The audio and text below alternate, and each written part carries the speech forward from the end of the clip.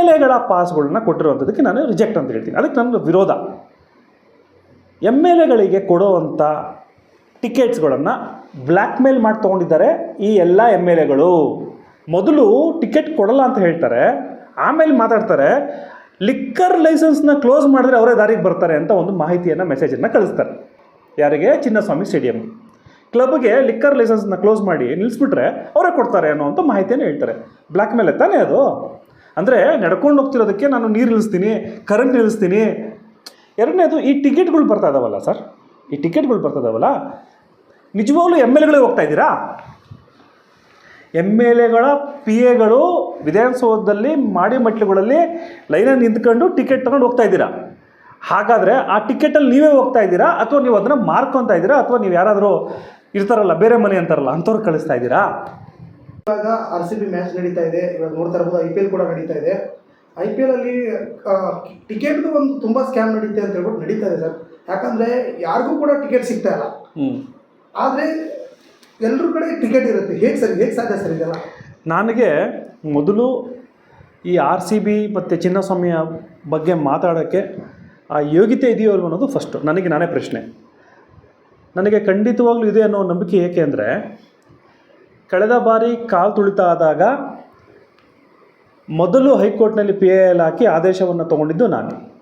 ಕಾಲು ತುಳಿತದಲ್ಲಿ ಯಾರು ಪ್ರಾಣವನ್ನು ಕಳ್ಕೊಂಡ್ರು ಅವ್ರ ಪರವಾಗಿ ಧ್ವನಿ ಎತ್ತಿದ್ದು ನಾನೇ. ಚಿನ್ನಸ್ವಾಮಿಯಲ್ಲಿ ನಡೀತಿರುವಂಥ ಹಗರಣಗಳ ಬಗ್ಗೆ ಮಾತಾಡಿದ್ದು ನಾನೇ. ಹಾಗಾಗಿ ಕಂಟಿನ್ಯೂ ಪಾರ್ಟು ಇದು ಒಂದು ಹಗರಣ ಅಂತಲೇ ತಗೊಳ್ಳಿ, ಟಿಕೆಟ್ ತಗೊಳ್ಳುವಂಥದ್ದು. ವೆಂಕಟೇಶ್ ಪ್ರಸಾದ್ ಅವರು ಈಗ ಅಧ್ಯಕ್ಷರಾಗಿದ್ದಾರೆ, ಬಹಳ ಸಂತೋಷ. ಬಹಳ ಕನ್ನಡದ ವ್ಯಕ್ತಿ, ನಮ್ಮನ್ನೆಲ್ಲ ಪ್ರೀತಿಯ ಒಂದು ಬಾಲರು, ಕ್ರೀಡಾಪಟು, ಎಲ್ಲೋ ಒಂದು ಕಡೆ ತುಂಬ ಚೆನ್ನಾಗಿ ನಡೆಸ್ಕೊಂಡು ಹೋಗಬೇಕು ಅನ್ನೋಂಥ ಹುಮ್ಮಸ್ಸಿರೋವಂಥವ್ರು. ಅದೇ ಬೇಕಾಗಿರೋವಂಥದ್ದು. ಬಟ್ ಅವ್ರನ್ನೂ ಕೂಡ ಈ ಒಂದು ಏನು ಸಿಚುವೇಶನ್ಸ್ಗಳಿದಾವಲ್ಲ, ಈ ಒಂದು ಸಿಸ್ಟಮ್ ಇದೆಯಲ್ಲ, ಅವ್ರನ್ನೂ ಕೂಡ ಬೈಪಾಸ್ ಮಾಡಿ ಬಂದು ನಿಂತಿರುವಂಥದ್ದು ನಮ್ಮ ಕಣ್ಣು ಕಾಣ್ತಾ ಇದೆ ಸರ್. ಮೊದಲನೇದಾಗಿ ನಾನು ಹೇಳೋವಂಥದ್ದು, ಎಮ್ ಎಲ್ ಎಗಳ ಪಾಸ್ಗಳನ್ನ ಕೊಟ್ಟಿರುವಂಥದ್ದಕ್ಕೆ ನಾನು ರಿಜೆಕ್ಟ್ ಅಂತ ಹೇಳ್ತೀನಿ. ಅದಕ್ಕೆ ನನ್ನ ವಿರೋಧ.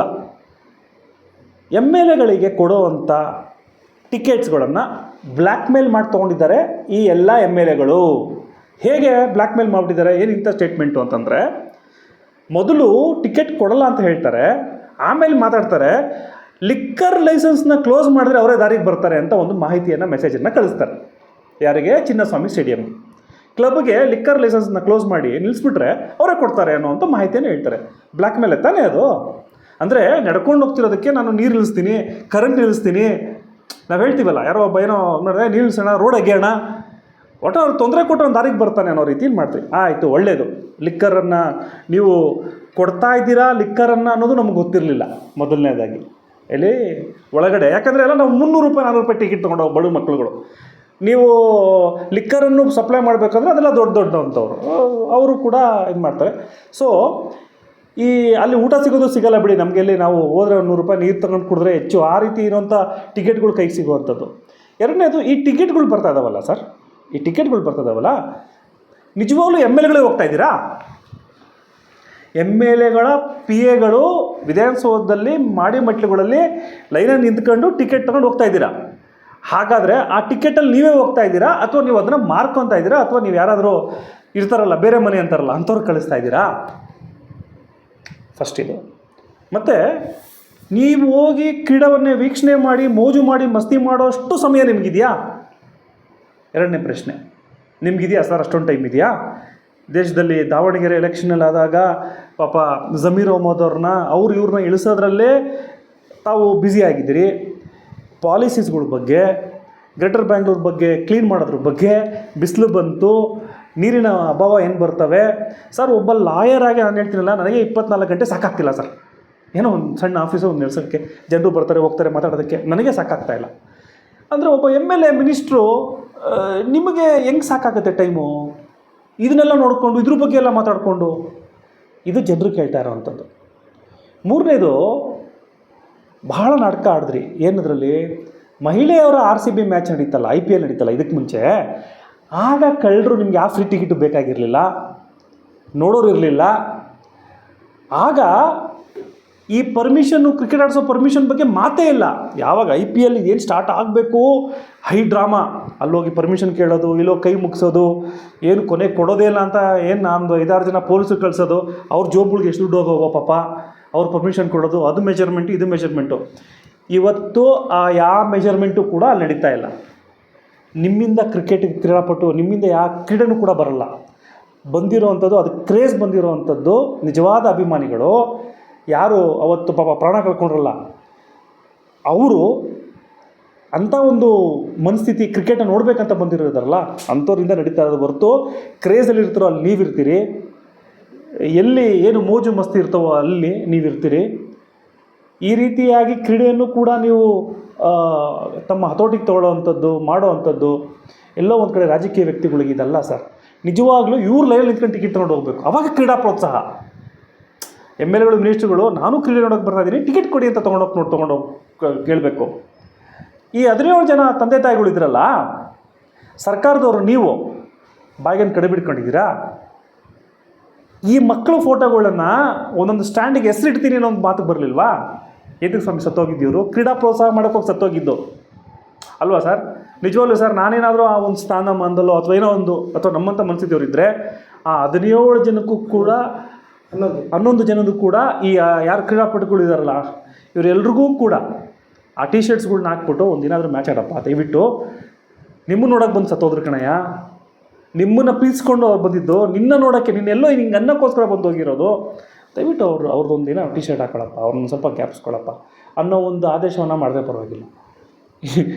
ಎಣ್ಣೆ ನಿಲ್ಲಿಸ್ಬಿಡ್ತೀನಿ, ಊಟ ನಿಲ್ಲಿಸ್ಬಿಡ್ತೀನಿ, ಪೊಲೀಸ್ ಕೊಡಲ್ಲ, ಈ ಥರ ಎದುರಿಸ್ಬಿಟ್ಟು ಟಿಕೆಟ್ ತೊಗೊಂಡು ಆ ಟಿಕೆಟ್ನ ತಗೊಂಡು ಓಲಿ ನೀವು ಹೋಗ್ತಾ ಇದ್ದೀರಾ.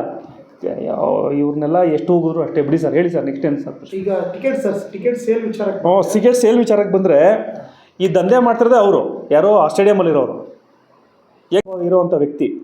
ಆತನಿಗೆ ಆಚೆಗಡೆ ಬಂದು ಮಾರೋಕ್ಕೆ ಹೆಂಗೆ ಸಾಧ್ಯ? ಆ ಸಿಸ್ಟಮ್ ಹಂಗಿರುತ್ತೆ ಒಳಗಡೆ. ಈಗ ಎಲ್ಲ ಇವಾಗ ನೋಡಿ, 5 ನಿಮಿಷದಲ್ಲಿ 75,000 ಟಿಕೆಟ್ ಸೇಲ್ ಆಗ್ಬಿಡ್ತಂತೆ. ತಿರುಪತಿದೇ ಆಗಲ್ಲ ಕಣಯ್ಯ ಅಷ್ಟು ಬೇಗ ದರ್ಶನ ಬುಕ್ಕಿಂಗು, ಅವನೇ ಅರ್ಧ ಗಂಟೆ 1 ಅವರ್ ಬಿಡ್ತಾರೆ. ನೀವು ಅದಂಗೆ ಆ ಸರ್ವರ್ ಅಷ್ಟು ಬೇಗ ತೊಗೊಂಡ್ಬಿಡುತ್ತೆ. ನಿಮ್ಮ ಹತ್ರ ಚೆನ್ನಾಗಿರೋ ಸರ್ವರ್ ಇದ್ದರೆ ದಯವಿಟ್ಟು ಆ ಗ್ರೇಟರ್ ಬೆಂಗಳೂರು ಈ ಖಾತಾ ಮಾಡೋಕ್ಕೆ ಸರ್ವರ್ ಕೊಡಿ, BWSಗೆ ಕರೆಂಟ್ ಬಿಲ್ ಕೂಡ ಕೊಡಿ. ಪಾಪ ನಮ್ಮ ಇದು ಟೀಚರ್ಗಳು, ಶಿಕ್ಷಕರು ಸೆನ್ಸಸ್ ಮಾಡೋಕೆ ಹೋದಾಗ ಹ್ಯಾಂಗೆ ಆಗ್ತಿದೆಯಲ್ಲ ಆ ಸರ್ವರ್ನ ಕೊಡಿ. ಇವೆಲ್ಲ ಬಿಟ್ಬಿಟ್ಟು ಆಗೋಯ್ತು ಅಂತ ಕ್ಲೋಸ್ ಮಾಡ್ಕೊಂಡು ಮಿಕ್ಕಿದ್ನೆಲ್ಲ ನಿಮ್ಮಲ್ಲಿರೋಂಥ ಮೀಡಿಯೇಟರ್ಸ್ಗಳನ್ನ ಇಟ್ಕೊಂಡು ಆ ಪೊಲೀಸ್ ಆಫೀಸರ್ ಒಂದು 3 ಟಿಕೆಟು, ಈಗ ಇವ್ರಿಗೆ DSPಗೆ ಅವ್ರಿಗೆ ಒಂದು 6 ಟಿಕೆಟು, ಅವ್ರ ಇಂಟ್ರ್ ಮಕ್ಕಳಿಗೆ ಒಂದು 3 ಟಿಕೆಟು, ಆಮೇಲೆ ಎಣ್ಣೆ ಅಂಗಡಿಗಳು ಅದು ಇದು ಕ್ಲಬ್ಗಳು ಯಾರು ಇರ್ತಾರೆ ಅವ್ರಿಗೆ ಒಂದಿಷ್ಟು, ಈ ಲೈವ್ ಬ್ಯಾಂಡ್ ನಡೆಸೋರಿಗೆ ಅವ್ರಿಗೊಂದು 4 ಟಿಕೆಟು. ಇದೇ ತಾನೇ ಮಾಡ್ತಾರದು ನೀವು. ಅವ್ರಿಗೆಲ್ಲ ಕೊಟ್ಕೊಂಡು ಕೊನೆಗೆ ಯಾರೋ ಹುಡುಗರುಗಳ್ನ ಬಿಟ್ಟು 1,000 ರೂಪಾಯಿ ಇರೋ ಟಿಕೆಟ್ನ 10,000 ರೂಪಾಯಿಗೆ ಮಾರೋದು. ಕಡಿಮೆ 3,500. ಕೊಡಲೇಬೇಕಲ್ಲ ಪಾಪ. ಇಲ್ಲಿ ನಾವು ಭಕ್ತರು, ಕ್ರೀಡಾಪಟುಗಳು, ನಾವು ಕ್ರೀಡಾ ಸ್ಫೂರ್ತಿ ಕೊಡುವಂಥವ್ರು, RCBಗೆ ಜೈ ಅಂತ ಅಂದ್ಕೊಂಡು ಹೋಗೋರು, ಅವರು ಅವ್ರ ಅಪ್ಪ ಅಮ್ಮನ ತೆಗಿಸ್ಕೊಂಬರ್ತಾರೋ ಅಥವಾ ಅವ್ರ ಅಪ್ಪ ಅಮ್ಮನ ಮಕ್ಕಳು ಕರ್ಕೊಂಡು ಹೋಗ್ಬೇಕು ಅಂತ ಎಲ್ಲಿ ತೊಗೊಂಬರ್ತಾನೋ, 100 ರೂಪಾಯಿ ಆಗಿರುವಂಥ ಒಂದು ವಸ್ತುನ ನೀನು 3,000 ರೂಪಾಯಿ ಕೊಟ್ಟು ತೊಗೊತಾ ಇದ್ದೀರ. ಆಯಿತು, ಇದ್ರಲ್ಲಿ ಕೊಟ್ಬಿಡೋಣ, ಇಲ್ದಿರೋರು ಕೂಡ ಹೋಗ್ತಾರೆ. ಅಷ್ಟು ಇರುವಂಥವ್ರು ಸರ್ ಕ್ರೀಡೆಗೆ. ನೀವು ಸರ್ಕಾರದವರು ಇನ್ನು ಇಷ್ಟು ಜನ MLAಗಳಿಗೆ ಇಷ್ಟು ಫ್ರೀ ಟಿಕೆಟ್ ಬಂತು, ಇಷ್ಟು ಫ್ರೀ ಟಿಕೆಟ್ ಬಂತು ರೀ, 3 ಫ್ರೀ ಟಿಕೆಟ್ ಬಂದಿದ್ದಾವೆ. ಮಕ್ಕಳುಗಳು ನೀವು ಯಾರು ಸೆಕೆಂಡ್ PUC ಫಸ್ಟ್ ರ್ಯಾಂಕ್ ಬಂದ್ರಲ್ಲ ಮೊನ್ನೆ, ಬನ್ನಿರಿ ನಾನು ಟಿಕೆಟ್ ಕೊಡ್ತೀನಿ, ಹೋಗ್ರಿ ನೀವು ಅಲ್ವಾ ಸರ್? SLC ಯಾರೋ ಮಕ್ಕಳು ಬಂದಿದ್ದಾರೆ, ಬನ್ನಿರಿ ನೀವು ತೊಗೊಳ್ರಿ, ಇದನ್ನ ಯೂಸ್ ಮಾಡ್ಕೊಳ್ರಿ, ಸ್ಟೇಡಿಯಮ್ ಅವ್ರು ಕೊಟ್ಟವ್ರು ನಮಗೆ, ತೊಗೊಳ್ರಿ ನೀವು ಯೂಸ್ ಮಾಡ್ಕೊಳ್ಳಿ. ಆ ರೀತಿಯಾಗಿ ಮನೋಭಾವನೆ ಯಾಕೆ ಬರಲ್ಲ?